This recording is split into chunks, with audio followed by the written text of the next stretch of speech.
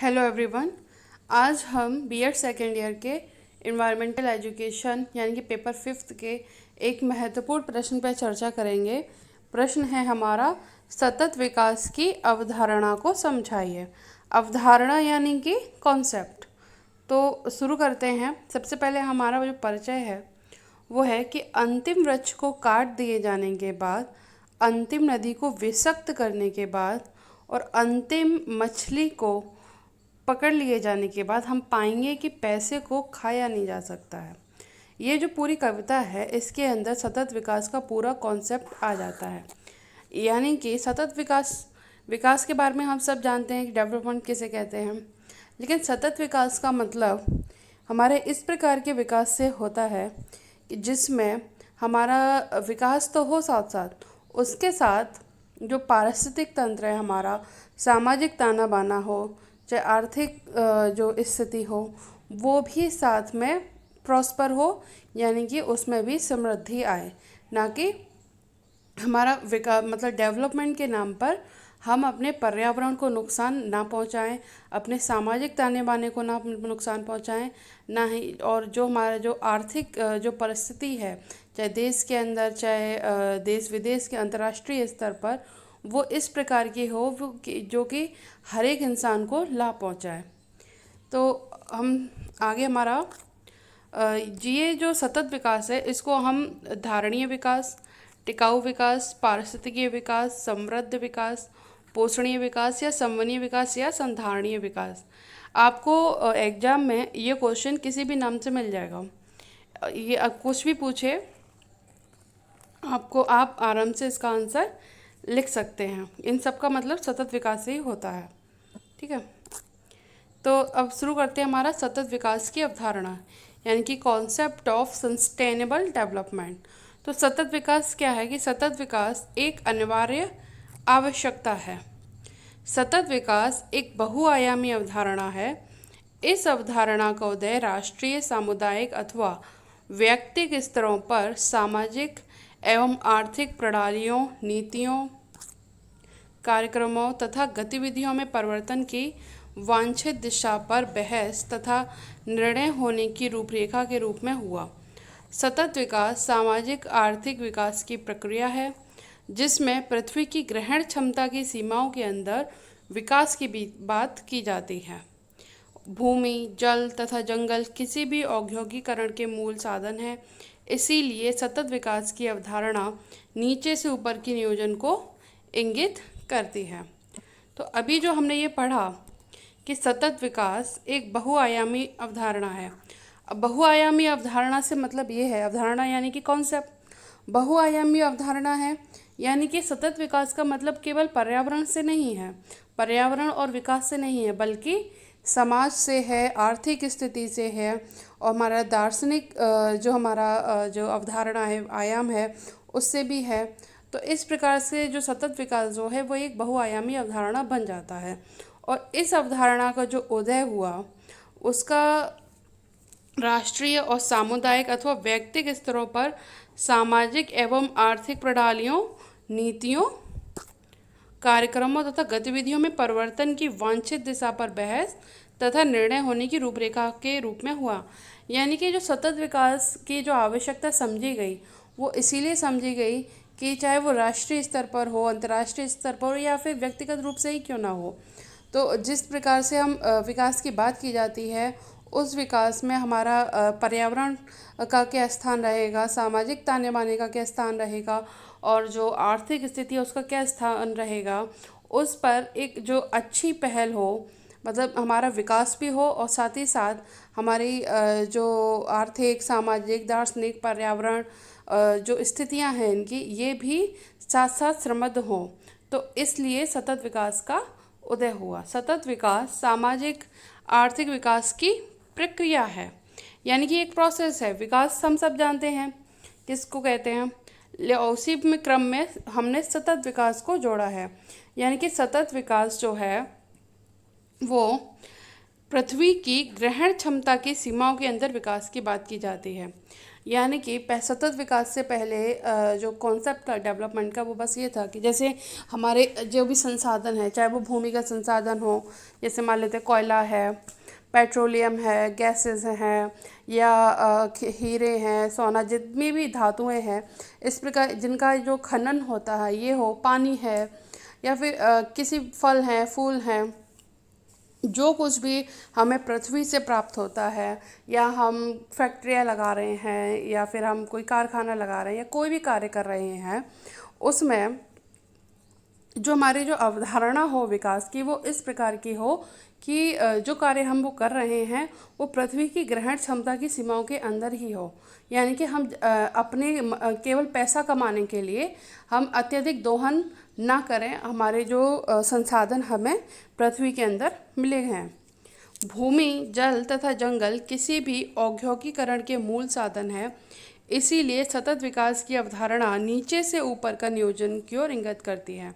भूमि, जल, जंगल, ये सब हमारे जितने भी इंडस्ट्रियल एरिया हैं, सबके जो रूट, जो साधन जो हैं, जो संसाधन हैं, वो यही हैं। आप फैक्ट्री लगाने जाएंगे तो आपको भूमि की आवश्यकता होगी, जल की आवश्यकता होगी। आप कोई और भी औद्योग लगाएंगे, आपको जंगलों की आवश्यकता होगी, जंगल में जो औषधियाँ हैं, फल हैं, पेड़ पौधे हैं, इनकी आपको आवश्यकता होगी।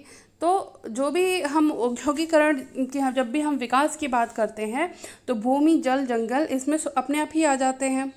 इसीलिए जो सतत विकास की जो अवधारणा है वो नीचे से ऊपर की ओर नियोजन करती है, यानी कि भूमि, जल, जंगल से होते हुए वो विकास की ओर इंगित करती है।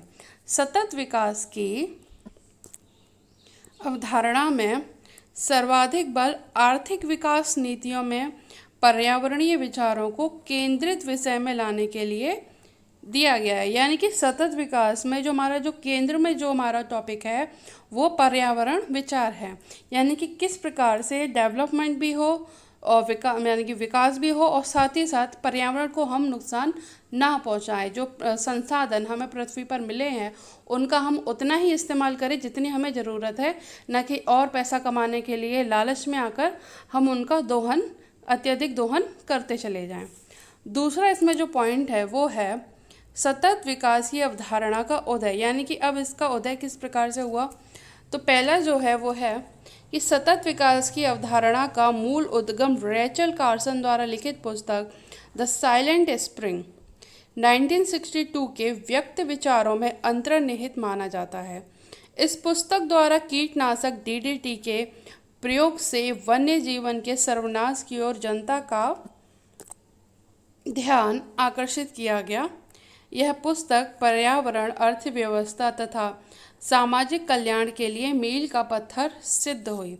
यानी कि जो सतत विकास की जो अवधारणा आज जो हम पढ़ते हैं उसका उदय वो रेचल कार्सन की जो उन्होंने बुक लिखी थी द साइलेंट स्प्रिंग 1962 में, उनके विचारों को माना जाता है, जिसमें उन्होंने डीडीटी, जो हम सब जानते हैं, जो कि फसलों पर छिड़का जाता है, ये कीटनाशक होता है, जिसको जो फुल फॉर्म अगर हम देखें तो होता है डी क्लोरोफिनाइल ट्राईक्लोरोएथेन। तो ये कीटनाशक होता है जो कि पौधों पर छिड़का जाता है ताकि पौधों को किसी प्रकार से जो कीड़े मकोड़े हैं वो फसल को खराब ना करें। लेकिन जो ये डीडीटी जो होता है, यानी कि जो कीटनाशक जो होता है, वो जल के लिए या मिट्टी के लिए और वायु के लिए, ये तीनों ही जगह ये प्रदूषण फैलाता है। मिट्टी में मिलकर ये कीटनाशक मिट्टी को दूषित करता है। साथ ही साथ जब ये बारिश के पानी के साथ जब ये जल स्रोतों, फसलों मतलब खेतों से होकर जब ये जल तालाब वगैरह, झीलों वगैरह, नदियों में चला जाता है तो वहाँ ये जल को भी नुकसान पहुँचाता है। साथ ही साथ ये वायु को भी, वायु प्रदूषण में भी ये योगदान अपना देता है। तो इस प्रकार से ये जो सतत विकास की जो अवधारणा का जो उद्देश्य, यानी कि जो उदय हुआ, वो रेचल कार्सन द्वारा किया गया, जिसमें उन्होंने जो बुक लिखी, उन्होंने उसमें जो डीडीटी जो कीटनाशक है उसके प्रयोग से जो वन्य जीवन का जो सर्वनाश हो रहा था उसकी ओर उन्होंने जनता का ध्यान आकर्षित किया। और ये जो उन्होंने पुस्तक लिखी, ये पुस्तक पर्यावरण, अर्थव्यवस्था तथा सामाजिक कल्याण के लिए मील का पत्थर सिद्ध हुई। यानी कि सतत विकास का जो उदय का कॉन्सेप्ट यहीं से शुरू हुआ। उसके बाद 1968 में जीव विज्ञान शास्त्री पाल इहरलिच ने अपनी पुस्तक पॉपुलेशन बम, ये इसको हम बहुत फेमस है, जो ये ऑप्शन ऑब्जेक्टिव क्वेश्चन में ये क्वेश्चन बहुत आता है। पॉपुलेशन बम जो नाम की जो बुक है वो किसने लिखी है? वो पाल एहरलिच ने लिखी है। इन्होंने अपनी बुक 1968 में प्रकाशित की, जिसमें उन्होंने मानव जनसंख्या, संसाधन दोहन तथा पर्यावरण के मध्य संबंधों पर प्रकाश डाला। यानी कि जो पॉल एहरलिच की पॉपुलेशन बम जो बुक है उसमें उन्होंने क्या किया, जो मानव की मतलब जो हमारी जो जनसंख्या है और उस जनसंख्या द्वारा जो पृथ्वी पर जो संसाधन मौजूद है उनका दोहन है, और साथ ही साथ उस दोहन से पर्यावरण पर क्या असर हो रहा है, इन तीनों पर इन्होंने प्रकाश डाला अपनी बुक के अंदर। इसके बाद 1969 में गैर लाभकारी संस्था यानी कि एनजीओ को हम गैर लाभकारी संस्था बोलते हैं, फ्रेंड्स ऑफ अर्थ, ये एक एनजीओ है फ्रेंड्स ऑफ अर्थ, जो 1969 में इसका सृजन किया गया, जिसे पर्यावरण के पतन में सुरक्षा तथा निर्णय प्रक्रिया में भाग लेने हेतु सशक्त बनाने के लिए समर्पित किया गया। उसके बाद 1971 में आर्थिक सहयोग तथा विकास संगठन ने प्रदूषक खर्चा दे, यानी कि जो लोग फैक्ट्रियां लगा रहे हैं, जो लोग पेड़ काटने के लिए जिम्मेदार हैं, चाहे वो किसी भी प्रकार का जो प्रदूषण फैला रहे हैं, उनको पॉल्यूटर जो हैं यानी कि प्रदूषक जो हैं वो टैक्स पे करें। इनका ये कहना था, सिद्धांत बनाए जिसमें ये कहा गया कि प्रदूषण फैलाने वालों को उसकी कीमत देनी चाहिए, यानी कि उनको टैक्स भरना चाहिए क्योंकि वो प्रदूषण फैला रहे हैं। उसका केवल एक ही मतलब था कि अगर उन पर टैक्स लगाया जाएगा तो वो जिस प्रकार का वो प्रदूषण फैला रहे हैं उसमें वो कमी लेकर आएंगे। ठीक है, आगे इसके बाद 1972 में मैसाचुसेट्स इंस्टीट्यूट ऑफ टेक्नोलॉजी से युवा वैज्ञानिकों के एक समूह क्लब ऑफ रोम, ये एक समूह था MIT यानी कि मैसाचुसेट्स इंस्टीट्यूट ऑफ टेक्नोलॉजी का, जिसने अपनी रिपोर्ट लिमिट्स टू ग्रोथ में पर्यावरण प्रदूषण के संदर्भ में विस्तृत जानकारी देकर हलचल मचा दिया। इसके बाद हमारा आता है 1972 में स्टॉकहोम में, जो कि स्वीडन में है, यूरोप के अंदर, मानव पर्यावरण पर संयुक्त राष्ट्र सम्मेलन का आयोजन हुआ। पहली बार अंतर्राष्ट्रीय कार्यसूची में पर्यावरण एक गंभीर विकास मुद्दा है को सम्मिलित किया गया, यानी कि पहली बार 1972 में स्टॉकहोम के अंदर संयुक्त राष्ट्र के सम्मेलन में पर्यावरण को एक गंभीर विकास मुद्दे के रूप में शामिल किया गया।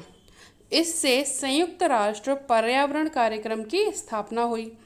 इसके पहले निदेशक मॉरिस स्ट्रॉन्ग ने पारिस्थितिकी विकास शब्द की रचना की तथा विकास को पर्यावरण सुरक्षा के साथ जोड़ा, यानी कि संयुक्त राष्ट्र पर्यावरण कार्यक्रम के जो पहले निदेशक थे मॉरिस स्ट्रॉन्ग, इन्होंने पारिस्थितिकी विकास यानी कि एक तरीके से आप सतत विकास को ही ले लीजिए, इस शब्द की इन्होंने रचना की और विकास को पर्यावरण सुरक्षा के साथ इन्होंने यहाँ जोड़ा।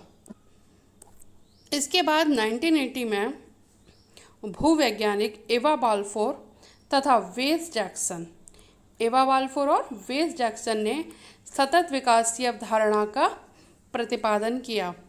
सतत विकास की अवधारणा का जो प्रतिपादन हुआ वो कब हुआ? 1980 में आके हुआ, मतलब साल 1962 से लेके 1980 तक साल दर साल जो बैठकें हुई या चिंतन हुए, जो कुछ भी सम्मेलन हुए, धीरे धीरे आके इस पूरे दशक में आकर 1980 में आकर भूवैज्ञानिक एवा बाल्फोर और वेस जैक्सन ने सतत विकास की अवधारणा का प्रतिपादन किया, यानी कि इन्होंने सतत विकास का कॉन्सेप्ट दिया।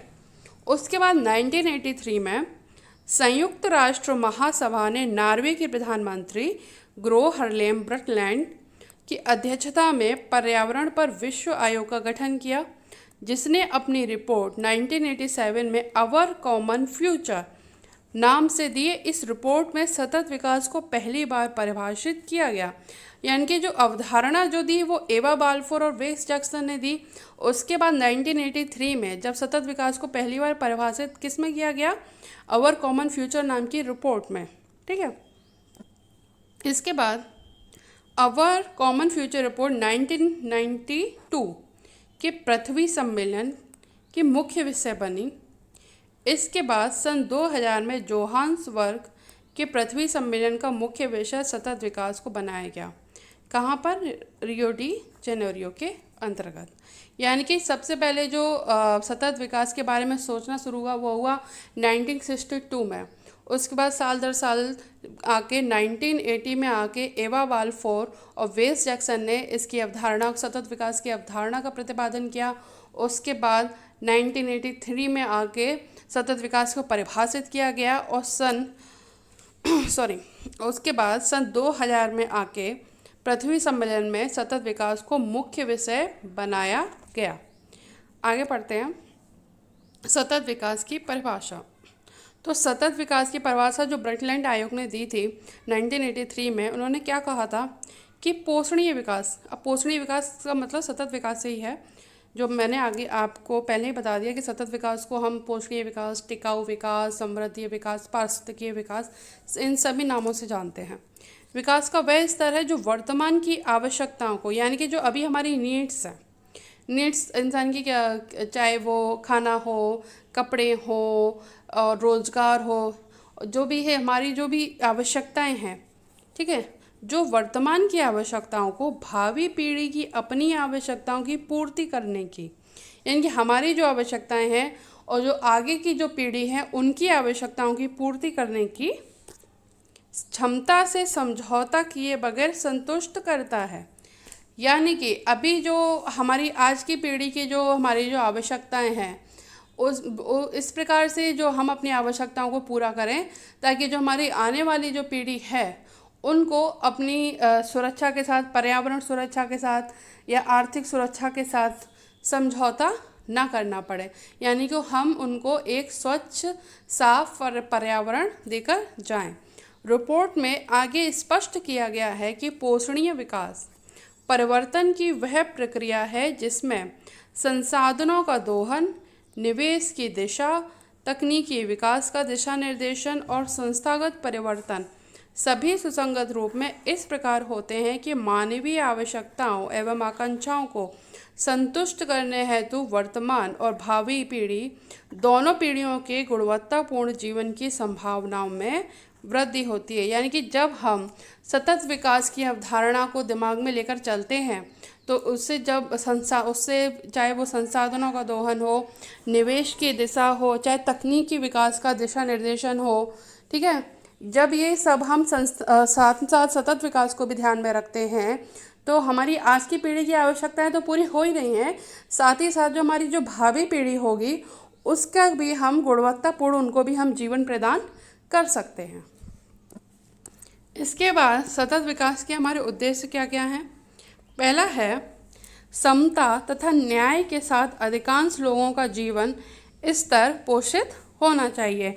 समता तथा न्याय, यानी कि समता मतलब सबको समान रूप से, और न्याय और सबको समान रूप से न्याय मिलने के साथ अधिकांश लोगों का जीवन स्तर पोषित होना चाहिए।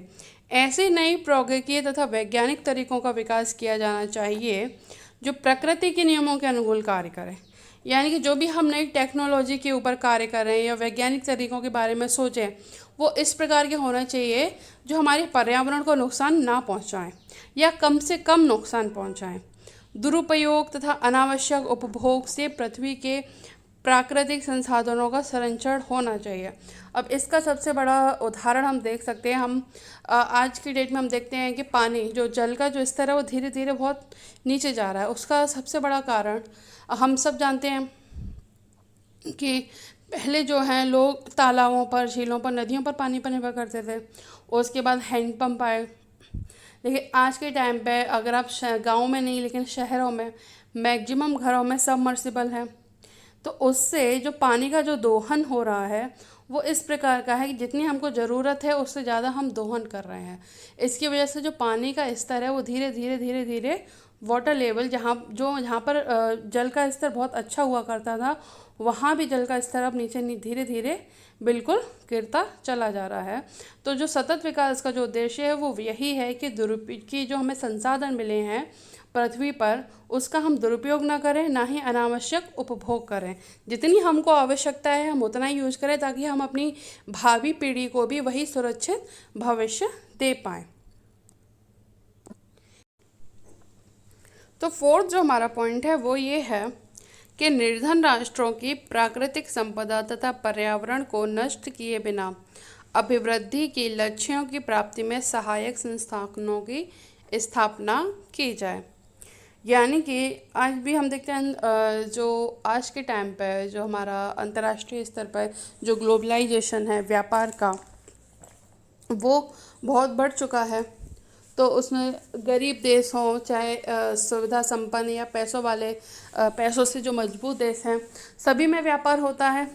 लेकिन ये अक्सर देखने में आता है जो पैसे से मजबूत जितने भी राष्ट्र हैं वो क्या करते हैं, जो निर्धन राष्ट्र हैं उनकी जो प्राकृतिक संपदा है या पर्यावरण है उनको अपनी नीड के लिए व्यापार के जरिए उनकी पर्यावरण को और प्राकृतिक संपदा का वो अत्यधिक दोहन करते हैं, जो बिल्कुल भी ठीक नहीं है। जैसे आज की डेट में अगर हम देखें, जो अफ्रीका जो है, हम सब जानते हैं अफ्रीका प्राकृतिक रूप से प्राकृतिक संपदा के मामले में, संसाधन के मामलों में बहुत ज़्यादा संपन्न राष्ट्र है, लेकिन साथ ही साथ वो एक निर्धन राष्ट्र भी है। तो जिस प्रकार से अफ्रीका के अंदर जो हमारे प्राकृतिक संसाधन है, इस प्रकार जो दोहन होता है उस पर रोक लगाना भी सतत विकास का उद्देश्य है।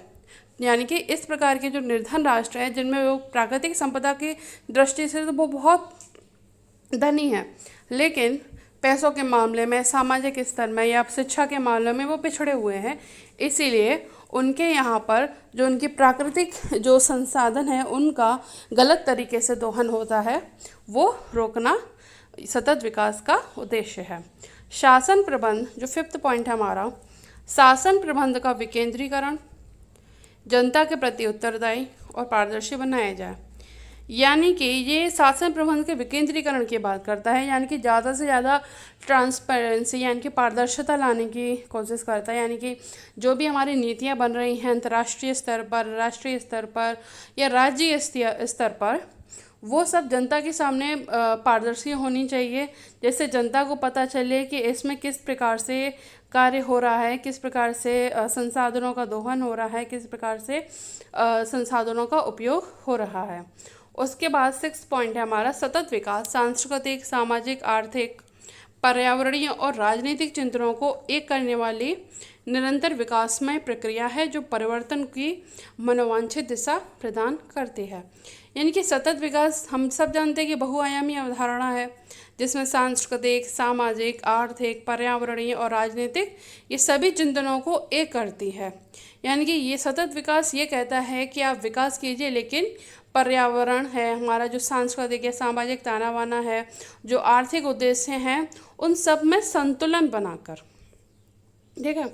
इसके बाद हमारा जो पॉइंट है वो है सतत विकास और भारत की स्थिति। यानी कि जो सतत विकास का जो कॉन्सेप्ट है उसमें हम कहाँ पर यानी कि हमारा जो देश है भारत, उसकी स्थिति क्या है। सन 2015 में संयुक्त राष्ट्र में महत्वाकांक्षी सतत विकास लक्ष्य प्रस्तुत किए गए, जिनमें 17 गोल्स एवं 169 टारगेट्स निर्धारित किए गए। ये आपका वस्तु यानी कि ऑब्जेक्टिव क्वेश्चन में पूछा जा सकता है कि जो क्योंकि ये भी 2015 में ही आया है, जो कि ये 2016 से 2030 का पूरा, या जो आगे लिखा भी है कि जो वर्ष 2016 से 2030 तक के लिए लक्षित है। यानी कि इसमें कितने गोल्स हैं, 17 गोल्स और 169 टारगेट्स हैं जो सतत विकास लक्ष्य के रूप में दिए गए हैं। ये आपका यहाँ पे ऑब्जेक्टिव क्वेश्चन बनता है, आपसे पूछा भी जा सकता है। भारत के समक्ष सतत विकास से जुड़ी चुनौतियाँ। पहला क्या है, संकेतकों को परिभाषित करना, कि हमारी नीति निर्धारण प्रक्रिया की एक बड़ी कमी यह रही है कि सतत विकास से संबंधित परिणामों के आकलन के लिए प्रासंगिक संकेतों को ठीक प्रकार से परिभाषित नहीं किया गया।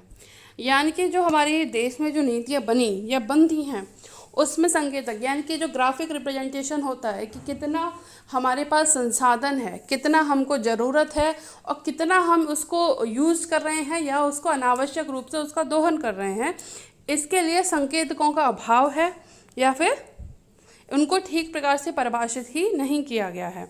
तो ये हमारे सामने एक बहुत बड़ी चुनौती है, क्योंकि अब जब हमें पता ही नहीं होगा कि हमारे पास किस प्रकार से संसाधन है, कितनी हमको आज ज़रूरत है और कितने समय के लिए ये हमारे पास उपलब्ध रहेंगे, तो इसके लिए संकेतकों का होना, वो उनको संकेतकों को अच्छी तरीके से डिफाइन कर लेना बहुत ज़रूरी है।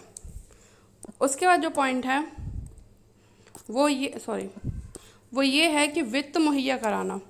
वित्त मुहैया कराना यानी कि केंद्र सरकार द्वारा सामाजिक क्षेत्र में खर्च में कटौती किए जाने के बाद अब राज्यों पर इसे पूरा करने की जिम्मेदारी आ गई है और राज्यों के पास वित्त की अपर्याप्तता के कारण इन लक्ष्यों को पूरा करना एक चुनौतीपूर्ण कार्य होगा। यानी कि अब जो केंद्र सरकार है वो सामाजिक क्षेत्र में कम खर्च करती है और ये जो सामाजिक क्षेत्र में जो खर्चे पानी का जो भी है वो राज्यों के पास आ गया है और राज्यों के पास वित्त की वैसी समस्याएं रहती हैं। तो इस प्रकार से अब इनके जो सतत विकास में जो हमारे सामाजिक लक्ष्य रखे गए हैं उनको पूरा करना भी एक चुनौतीपूर्ण कार्य हो जाता है। उसके बाद हमारा पॉइंट है निगरानी और जिम्मेदारी। इसमें क्या है कि इन लक्ष्यों को पूरा करने की दिशा में प्रगति की निगरानी का जिम्मा नीति आयोग पर है, लेकिन इस संबंध में उचित संरचनात्मक तंत्र का अब तक विकास नहीं हो पाया है। यानी कि जो सतत विकास की जो अवधारणा है वो देश में किस प्रकार से कार्य करेगी ये सब देखना नीति आयोग का कार्य है, लेकिन इसके लिए संरचनात्मक तंत्र नहीं बनाया गया है जो कि इस पर निगरानी रखे, लेकिन ये इसकी आवश्यकता है। तो इसीलिए निगरानी और जिम्मेदारी के लिए संरचनात्मक तंत्र का ना होना भी ये हमारे सामने एक बहुत बड़ी चुनौती है। उसके बाद हमारा आता है प्रगति मापन। इसमें क्या है कि आंकड़ों एवं सूचना की अपर्याप्त उपलब्धता, प्रशासनिक लचरता, राजनीतिक इच्छा शक्ति की कमी के कारण इन लक्ष्यों में प्रगति का मापन उचित रूप से नहीं हो पा रहा है। यानी कि जो साल 2015 में 2016 से लेकर 2030 तक के जो हमारे सामने सतत विकास के लक्ष्य रखे गए हैं उनकी प्रगति किस प्रकार से हो, उसके लिए आंकड़े और सूचना की अपर्याप्त उपलब्धता के कारण इन लक्ष्यों को प्राप्त करना मुश्किल होता जा रहा है। आगे हमारा सतत विकास लक्ष्यों को हासिल करने की दिशा में किए जा रहे प्रयास, ये तो थी हमारी चुनौतियाँ। लेकिन आगे हमारे देश में सतत विकास के लक्ष्यों को प्राप्त करने के लिए क्या क्या प्रयास हो रहे हैं इसके बारे में हम पढ़ेंगे। तो भारत सरकार ने सतत विकास लक्ष्यों के कार्यान्वयन पर निगरानी रखने तथा इनके समन्वय की जिम्मेदारी नीति आयोग को सौंपी है। यानी कि नीति आयोग ही सतत विकास लक्ष्यों के कार्यान्वयन पर निगरानी रखता है, जिसने सभी लक्ष्यों का अध्ययन कर उन्हें संबंधित 17 लक्ष्य रखे गए हैं। इन सभी का नीति आयोग ने अध्ययन करके उन्हें संबंधित मंत्रालयों में बांट दिया है। यानी कि अगर आर्थिक लक्ष्य हैं तो उनको आर्थिक मंत्रालय यानी कि वित्त मंत्रालय में, सामाजिक हैं तो सामाजिक, तो जिस प्रकार के लक्ष्य हैं उनको उनके अकॉर्डिंग मंत्रालय में बांट दिया गया है और उनकी अकाउंटेबिलिटी यानी कि जवाबदेहिता सुनिश्चित कर दी है। यानी कि नीति आयोग ने क्या किया है कि ये जो सतत विकास 2015 का जो लक्ष्य रखा गया है 2030 तक प्राप्त करने का, भारत सरकार ने वो जिम्मेदारी नीति आयोग की थी। नीति आयोग ने जो 17 लक्ष्य रखे गए हैं उन 17 लक्ष्यों में भिन्न भिन्न लक्ष्य हैं, वो कुछ सामाजिक हैं, सांस्कृतिक हैं, आर्थिक हैं, ये जो भिन्न भिन्न लक्ष्य हैं। तो इन भिन्न भिन्न लक्ष्यों को जो लक्ष्य जिस मंत्रालय के अंतर्गत आ सकता है उन्होंने उन मंत्रालय को वो जिम्मेदारी बांट दी है और उनकी जवाबदेही भी सुनिश्चित की है। आगे है हमारा कि सांख्यिकी और कार्यक्रम कार्यान्वयन मंत्रालय यानी कि MSPI को संबंधित राष्ट्रीय संकेतक तैयार करने का कार्य सौंपा गया है। यानी कि अभी जो हमने पॉइंट पढ़ा था कि भारत के सामने सतत विकास लक्ष्य प्राप्त करने में जो सबसे बड़ी चुनौती है वो ये है कि हमारे पास संकेतक नहीं है जो हमें ये बता पाए कि हम इन विकास लक्ष्यों को प्राप्त करेंगे कैसे। तो इसीलिए जो नीति आयोग ने सांख्यिकी और कार्यक्रम कार्यान्वयन मंत्रालय यानी कि MSPI को राष्ट्रीय संकेत तैयार करने का कार्य दिया है। तीसरा हमारा पॉइंट है कि भारतीय संसद द्वारा अध्यक्षीय शोध पहल यानी कि स्पीकर्स रिसर्च इनिशिएटिव नामक एक मंच स्थापित किया है जो सतत विकास लक्ष्यों से संबंधित मुद्दों पर सांसदों द्वारा इस क्षेत्र के विशेषज्ञों के साथ परामर्श को सुविधाजनक बनाता है। यानी कि भिन्न भिन्न क्षेत्रों के जो सांसद हैं उनके लिए भारतीय संसद ने अध्यक्षीय शोध पहल नाम का एक मंच स्थापित किया है। जैसे कि जो हमारे जो 2015 के यानी जो हमारे लक्षित जो सतत विकास के जो लक्ष्य हैं, जो गोल हमें तैयार किए गए हैं, जो 2023 तक हमें प्राप्त करने हैं, उसके लिए जो सांसद अपने अपने क्षेत्र में जो कार्य करेंगे तो उसके लिए उन्हें कार्य करने के लिए या परामर्श के लिए जो उस क्षेत्र के जो उस क्षेत्र के जो विशेषज्ञ हैं उनके साथ परामर्श करने की आवश्यकता होगी। इसीलिए संसद ने अध्यक्षीय शोध पहल नामक मंच तैयार किया है। उसके बाद यूएनडीपी से संबंधित सभी कार्यक्रम सतत विकास लक्ष्यों को ध्यान में रखकर ही बनाए जाते हैं। ठीक है, आगे हम चलते हैं। इसके बाद हमारे संघीय ढांचे में सतत विकास लक्ष्यों की संपूर्ण सफलता के लिए राज्यों की भूमिका भी महत्वपूर्ण है। अतः सभी राज्यों से कहा गया है कि वे सतत विकास लक्ष्यों पर अपने दृष्टिपत्र तैयार करें। अब भारत में जितने भी राज्य हैं उन सभी राज्यों में की भौगोलिक स्थितियां अलग अलग हैं, राजनीतिक स्थितियां अलग हैं, सामाजिक स्थितियां भी अलग अलग हैं। तो इस प्रकार से यानी कि जो हमारा जो संघीय ढांचा है उसमें सतत विकास लक्ष्य को प्राप्त करने के लिए संपूर्ण भारत में सतत विकास लक्ष्य को प्राप्त करने के लिए सभी राज्यों को कहा गया है कि वो अपने राज्य के हिसाब से सतत विकास लक्ष्य पर अपना दृष्टिपत्र तैयार करें। ठीक है, तो इससे हमारा निष्कर्ष क्या निकलता है?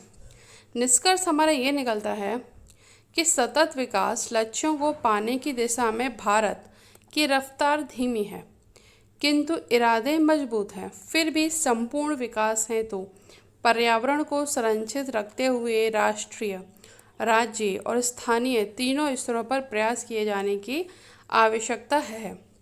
यानी कि हमारे भारत के सामने यानी कि हमारे सामने जो सतत विकास लक्ष्यों को प्राप्त करने की चुनौतियां भी काफ़ी हैं, लेकिन उन चुनौतियों पर भारत सरकार है वो कार्य भी कर रही है। लेकिन फिर भी हमारी जो सतत विकास लक्ष्य को प्राप्त करने की जो दिशा में जो कार्य जो हम कर रहे हैं वो स्लो है, लेकिन धीरे धीरे हम इसको हम प्राप्त करेंगे। ये हमारा इरादा भी इस पर हमारा मजबूत है। हम क्या कर सकते हैं? हम अपने स्तर पर पर्यावरण को कम से कम नुकसान पहुंचाएं। साथ ही साथ हम ये याद रखें कि हमें जितनी ज़रूरत है उतने ही संसाधनों का हम उपयोग करें, ताकि जैसे बहुत छोटी छोटी चीज़ें होती हैं, अगर प्रत्येक व्यक्ति इन सब चीज़ों पर ध्यान देगा तो सतत विकास लक्ष्यों को हम प्राप्त कर पाएंगे। ठीक है, तो आगे तो ये पिक्चर जो हम देख रहे हैं इसमें जो हमारा जो सतत विकास है वो मेन जो है वो इन 3 सेक्टर पे ही डिपेंड करता है, इन्वायरमेंट, इकोनॉमी और सोसाइटी। और इन तीनों के केंद्र में ही हमारा ह्यूमन वेलबींग आता है। यानी कि जब हम इन्वायरमेंट, पर्यावरण, अर्थव्यवस्था और समाज में स्थिरता लेकर चलते हैं, स्थिरता को लेते हुए विकास करते हैं, तो हम अपने आप को भी सुरक्षित महसूस करते हैं। यानी कि अपना विकास तो कर ही रहे हैं, साथ ही भावी पीढ़ी के लिए भी हम एक स्वच्छ और समृद्ध वातावरण तैयार करके दे रहे हैं। तो पहला हमारा जो है एनवायरमेंटल सस्टेनेबिलिटी, इसके अंतर्गत क्या है कि इकोसिस्टम इंटीग्रिटी, कैरिंग कैपेसिटी और बायोडाइवर्सिटी। इकोसिस्टम इंटीग्रिटी से मतलब ये है कि जो हमारा जो पारिस्थितिक तंत्र है, यानी कि अब भारत देश के अंदर ही अगर हम देख लें तो हमारा कहीं पर्वतीय क्षेत्र है, कहीं मैदानी इलाका है, तो कहीं पठारी क्षेत्र है। तो अलग अलग जगह का पारिस्थितिक तंत्र अलग अलग है। तो जहाँ जिस जगह पर जिस प्रकार के हमें संसाधन उपलब्ध हैं उनका दोहन हम इस प्रकार से करें या उनका उपयोग हम इस प्रकार से करें कि जो उसका पारिस्थितिक तंत्र है वो ना बिगड़े। ठीक है, उसके बाद है कैरिंग कैपेसिटी। कैरिंग कैपेसिटी के अंतर्गत क्या है कि पृथ्वी जितना झेल सकती है हम उतना ही दोहन करें, उससे ज़्यादा दोहन ना करें। फिर है बायोडाइवर्सिटी यानी कि जैव विविधता। अब जैव विविधता के अंतर्गत हमारा भारत के अंदर अलग अलग क्षेत्र में कश्मीर से लेकर कन्याकुमारी तक अलग अलग जैव जीव जंतुओं की प्रजातियां पाई जाती हैं। केवल अगर हम भारत की बात करें, अगर हम अंतर्राष्ट्रीय स्तर पर अगर हम इसकी बात करें तो बायोडाइवर्सिटी तो है ही, लेकिन अगर उदाहरण के तौर पर केवल हम अपने देश की बात करें तो हमारे देश में जैव विविधता बहुतायत में है। यानी कि हम चाहे वो जैव विविधता हो, सामाजिक हो, सांस्कृतिक रूप से भारत एक बहुत ही समृद्ध देश है।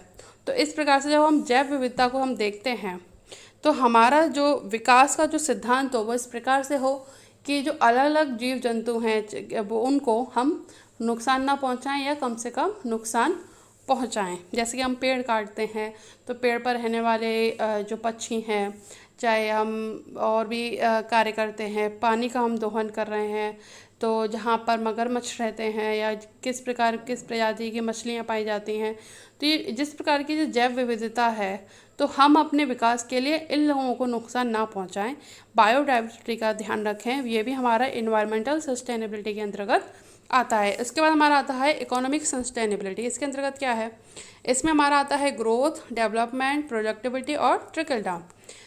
यानी कि इकोनॉमिक सस्टेनेबिलिटी का मतलब ये होता है कि हम वृद्धि भी करें, विकास भी करें और हमारी प्रोडक्टिविटी भी बढ़े, और साथ ही साथ जो विकास हो वो गरीब से गरीब व्यक्ति को भी विकास करने का मौका दे। इस प्रकार की हमारी इकोनॉमिक सस्टेनेबिलिटी होनी चाहिए। इसके बाद तीसरा हमारा जो पॉइंट है सोसाइटी।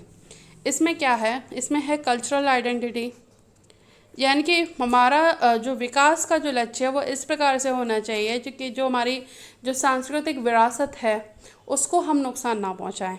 एम्पावरमेंट, सशक्तिकरण, चाहे महिलाओं का सशक्तिकरण हो, चाहे वो पिछड़े लोगों का सशक्तिकरण हो, एक्सेसिबिलिटी, स्टेबिलिटी, इक्विटी यानी कि समानता, न्याय, स्थिरता, ये सब सोशल सस्टेनेबिलिटी के अंतर्गत आते हैं। और जब हम इन तीनों सेक्टरों को ध्यान रखते हैं यानी कि एनवायरनमेंट, इकोनॉमी, सोसाइटी का, तब हम अपने लिए और अपनी भावी पीढ़ी के लिए एक सुरक्षित और समृद्ध वातावरण तैयार करते हैं।